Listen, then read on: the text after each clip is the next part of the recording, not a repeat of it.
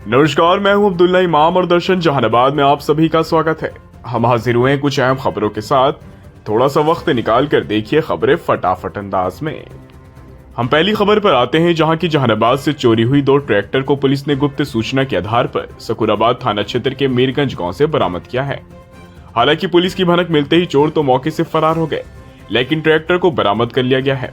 आपको बताते चले कि विगत कई दिनों से जिले में चोरों का आतंक काफी बढ़ा हुआ है और आए दिन चोर कहीं न कहीं चोरी की घटना को अंजाम दे रहे हैं।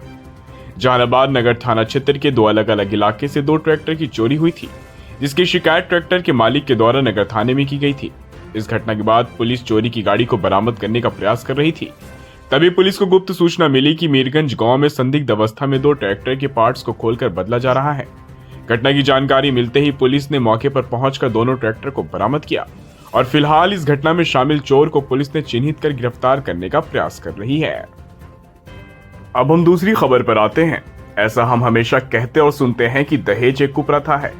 सरकार के द्वारा भी दहेज को लेकर तरह तरह के जागरूकता कार्यक्रम चलाए जाते हैं और लोगों को जागरूक करने की कोशिश की जाती है। बावजूद इसके समाज में ऐसे दहेज लोभी अभी भी हैं जो कि दहेज के लालच में न जाने कितनी बेटियों की बलि चढ़ा देते हैं। ताजा मामला जहानाबाद के दरियापुर गांव से निकलकर सामने आया है, जहां की 23 वर्षीय विवाहिता की मौत हो जाती है। परिजनों का आरोप है कि उसके पति और ससुराल वालों ने ही दहेज की लालच में उसकी हत्या की है। फिलहाल मृतका का सदर अस्पताल में पोस्टमार्टम करा दिया गया है और पुलिसिया जांच के बाद ही पूरे मामले का खुलासा हो पाएगा। अब हम तीसरी खबर पर आते हैं। माँ बाप के बाद अगर भगवान का स्वरूप किसी को दिया जाता है तो वह हमारे शिक्षक होते हैं, हमारे गुरु होते हैं। कहा यह जाता है कि गुरु समाज के आईना के समान होते हैं और वे जो शिक्षा प्रदान करते हैं वह कोई नहीं कर सकता। लेकिन क्या हो जब वही गुरु अपशब्द बोलने पर उतारू हो जाएं? खबर बिहार के जहानाबाद से है, जहां की केंद्रीय विद्यालय में पोस्टेड एक महिला शिक्षिका ने बिहार को लेकर बहुत सारी आपत्तिजनक बातें कही हैं, जिसका वीडियो अब सोशल मीडिया पर वायरल होने लगा है। लेकिन अब इसमें देखना यह भी है कि यह कोई नया मामला नहीं, बल्कि बिहार के शिक्षकों को लेकर आए दिन खबरें सामने निकल कर आती हैं। बिहार की शिक्षा व्यवस्था और बिहार के शिक्षक आए दिन सुर्खियों में बने रहते हैं। जो वीडियो आपके स्क्रीन पर चल रहा है, यह वीडियो जहानाबाद के केंद्रीय विद्यालय की एक महिला शिक्षिका का है, जो बिहार सहित अन्य राज्यों को लेकर आपत्तिजनक बातें कहती नजर आ रही हैं और गालियों का प्रयोग कर रही हैं। वे वीडियो भी इसलिए बना रही हैं क्योंकि वह अपनी पोस्टिंग से नाराज हैं और वीडियो में भी वह यही बातें कहते नजर आ रही हैं। हालांकि जब मीडिया ने उनसे बात करने की कोशिश की तो शिक्षिका ने कहा कि यह उनका निजी मामला है और वह जो चाहे बोल सकती हैं। हालांकि उन्होंने कैमरे के सामने कुछ भी कहने से परहेज किया है, जबकि विद्यालय के प्रिंसिपल का भी यही कहना है कि यह उनका निजी मामला है। लेकिन भले ही यह मामला निजी हो, लेकिन क्या आप जिस राज्य में रह रही हैं और जिस राज्य में नौकरी कर रही हैं, क्या उस राज्य के बारे में इस तरह की अशोभनीय बातें कहना सही है? और इस तरह की बातें कहकर सोशल मीडिया पर डालना कहां तक उचित है?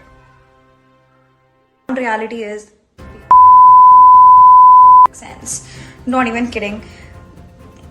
The people who want to travel from Bihar to Delhi, it is just people have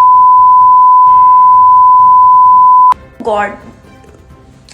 They have zero civic sense. I mean it, zero civic sense. India developing country मुझे लगता है बस इसलिए है बिकॉज बिहार है उसके अंदर। The day we remove Bihar from India it will be developed.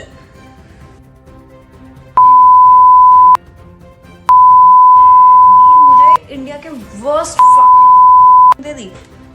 मैं अपनी फर्स्ट पोस्टिंग जिंदगी भर याद रखूंगी। जब मेरे को गोवा दे देते, कहीं भी दे देते, उड़ीसा दे देते, कोई दिक्कत नहीं थी मुझे साउथ में कहीं भी दे देते, मुझे कोई दिक्कत नहीं थी यार। हिमाचल साइड दे देते, मेरे को हार्ड स्टेशन ही दे देते। अब हम आखिरी खबर पर आते हैं। जहानाबाद के मुरहारा पंचायत अंतर्गत मुर्गियाचक गांव में बिजली विभाग ने बकाया बिल नहीं भरने पर बिना कोई सूचना के पूरे गांव की बिजली काट दी। इसके बाद अचानक बिजली काटे जाने के कारण ग्रामीण काफी ज्यादा परेशान हो गए। इस संबंध में ग्रामीणों के द्वारा मोबाइल के माध्यम से बिजली विभाग के जूनियर इंजीनियर से संपर्क करने पर बोला गया कि आपके गांव में कई लोगों के द्वारा बिजली बिल समय से नहीं जमा किया जा रहा है, इसी वजह से बिजली बिल काट दी गई है। वहीं इस मामले में मंगलवार को सदर विधायक के हस्तक्षेप के बाद शाम करीब 4 बजे कुछ घरों में बिजली आपूर्ति बहाल कर दी गई। तो दोस्तों, ये थी जहानाबाद के दिन भर की कुछ अहम खबरें। खैर फिलहाल के लिए बस इतना ही, हमें दीजिए इजाजत। हम फिर से हाजिर होंगे नई खबर को लेकर, तब तक के लिए आप अपना बहुत ख्याल रखिए। आपको हमारे खबर को पेश करने का तरीका अगर पसंद आए तो दर्शन जहानाबाद चैनल को लाइक कीजिए, सब्सक्राइब कर मदद कीजिए और शेयर करना ना भूलें।